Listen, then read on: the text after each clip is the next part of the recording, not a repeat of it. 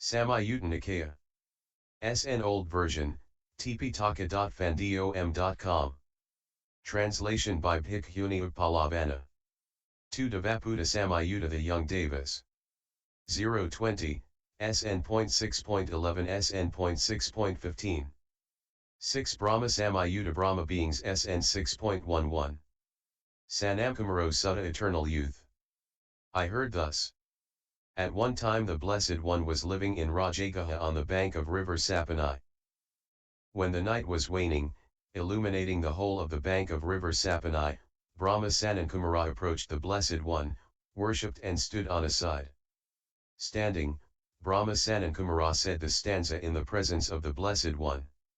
Relying on the lineage, warriors are the foremost among men. Endowed with knowledge and conduct, he is the foremost among gods and men. Saying this, Brahma Sanankumara waited for the approval of the Blessed One. Then Brahma Sanankumara, knowing that the teacher approves, worshipped and circumambulated the Blessed One and disappeared from there. SN.6.12. Devadatta Sutta-Devadatta. I heard thus. At one time the Blessed One was living in Rajagaha among the Gijja peaks, soon after Devadatta had left the dispensation. When the night was waning, illuminating the complete Gijja peak, Brahma Sahampathy approached the Blessed One, worshipped and stood on a side. Standing, Brahma Sahampathy said the stanza in the presence of the Blessed One on account of Devadatta. Bearing flowers the plantain, the bamboo and the reeds get destroyed. Honor destroys the low man and confinement destroys the mare. SN.6.13. And Hakavinda Sutta and Hakavinda. At one time the Blessed One was at and Hakavinda in the country of Magadha. The Blessed One was sitting in open space. It was a dark night and drops of rain were also falling. When the night was waning, illuminating and Hakavinda completely, Brahma Sahampathy approached the Blessed One, worshipped and stood on a side. Standing, Brahma Sahampathy said these stanzas in the presence of the Blessed One. Make use of remote jungle dwellings, behave to dispel bonds. If passions cannot be overcome there, mindfully protect yourself living with the community of bhikkhus. While going from house to house for morsel food, appropriately and mindfully protect the mental faculties. Make use of remote jungle dwellings. Those set free from fear are released, without fear. There is fear from creeping things. And lightning, thunder and rain come together. In the thickly dark night, the bhikkhu sits. A single hair does not stand on end. It is in your dispensation, that I attained right view. I will not stir from that. A single one leading the holy life diminishes the domains of death by thousands. More than 500 in the training. And 10,000,000 of beings have entered the stream of the teaching. They will not go to animal wombs. And the remaining people, I think, are on the side of merit. I cannot calculate the numbers who are afraid to tell lies. SN.6.14. Arunavati Sutta Arunavati. I heard thus. At one time the Blessed One was living in Savatthi in the monastery offered by Anathapindika in Jita's grove. From there the Blessed One addressed the bhikkhus, bhikkhus. And those bhikkhus replied, Yes, Venerable Sir. The Blessed One said thus. Bhikkhus, in the past, there was a king named Arunava. King Aruna's kingdom was of the name Arunavati. Bhikkhus, the Blessed One Sikhi, worthy and rightfully enlightened, lived close to the kingdom of Arunavati. Bhikkhus, to the Blessed One Sikhi, worthy and rightfully enlightened, there were two chief disciples named Abhibhu and Sambhava.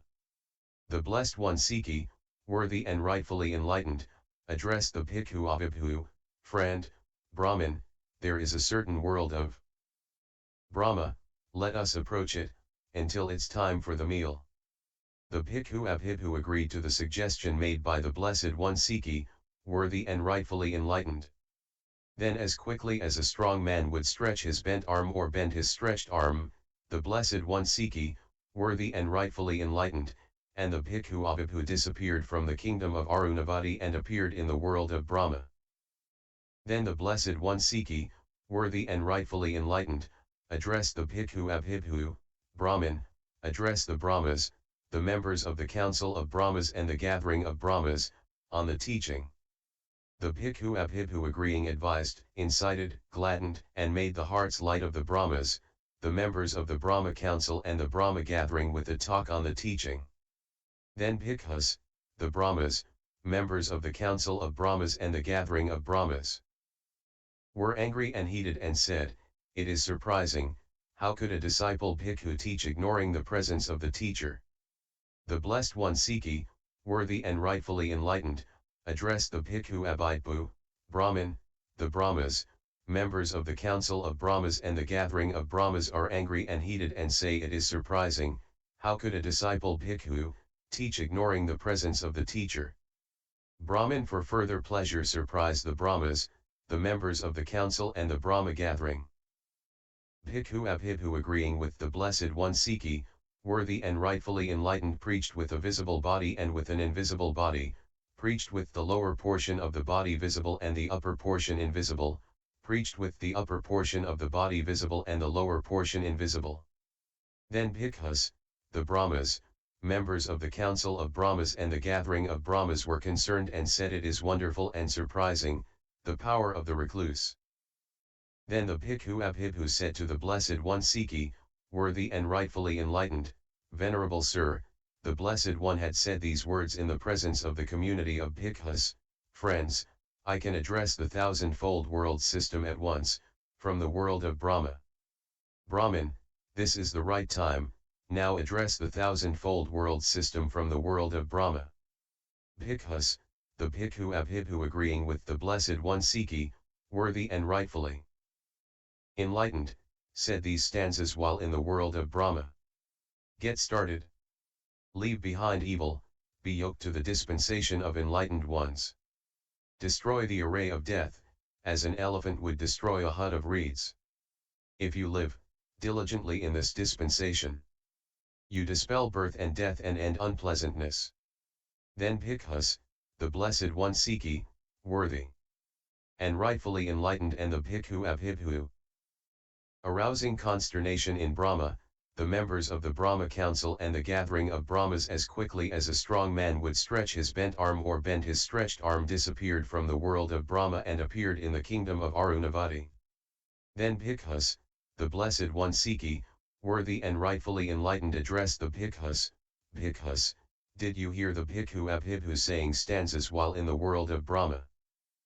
Venerable Sir, we heard the Bhikkhu Abhibhu reciting stanzas while in the world of Brahma. Bhikkhus, what did he recite while in the world of Brahma? Venerable Sir, we heard Bhikkhu Abhibhu reciting this stanza. Get started. Leave behind evil, be yoked to the dispensation of enlightened ones. Destroy the array of death, as an elephant would destroy a hut of reeds. If you live diligently in this dispensation, you dispel birth and death and end unpleasantness. Venerable Sir, we heard Bhikkhu Abhibhu saying these stanzas. Good. Bhikkhus, you heard Bhikkhu Abhibhu addressing you from the world of Brahma. The Blessed One said thus and those Bhikkhus delighted in the words of the Blessed One. SN.6.11 Parinibbana Sutta, Total Unbinding. On one occasion the Blessed One was staying near Kusinara in Uppalavanna, the sal tree grove of the Malans, on the occasion of his total unbinding. Then the Blessed One addressed the monks, I exhort you, monks, all fabrications are subject to decay. Bring about completion by being heedful. Those were the Tathagata's last words. Then the Blessed One entered the first Jhana. Emerging from that he entered the second Jhana. Emerging from that, he entered the third, the fourth Jhana, the dimension of the infinitude of space, the dimension of the infinitude of consciousness, the dimension of nothingness, the dimension of neither perception nor non-perception. Emerging from that, he entered the cessation of perception and feeling. Then emerging from the cessation of perception and feeling, he entered the dimension of neither perception nor non-perception. Emerging from that, he entered the dimension of nothingness, the dimension of the infinitude of consciousness, the dimension of the infinitude of space, the fourth jhana, the third, the second, the first jhana. Emerging from the first jhana he entered the second, the third, the fourth jhana.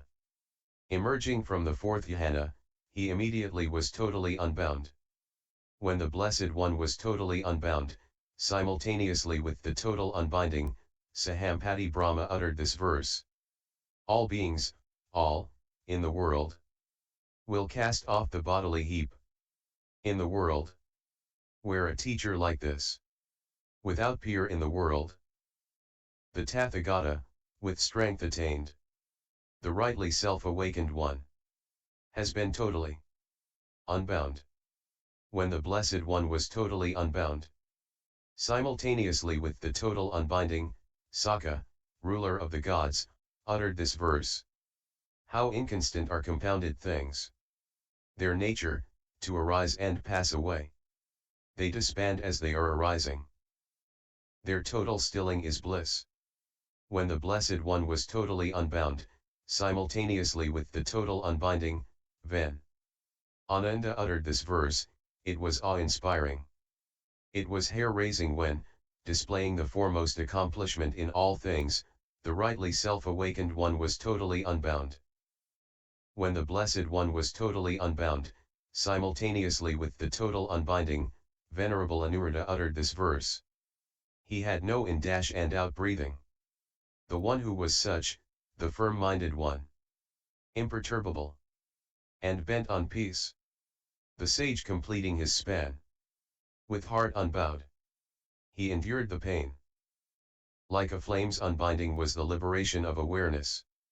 And SN.6.11-SN.6.15.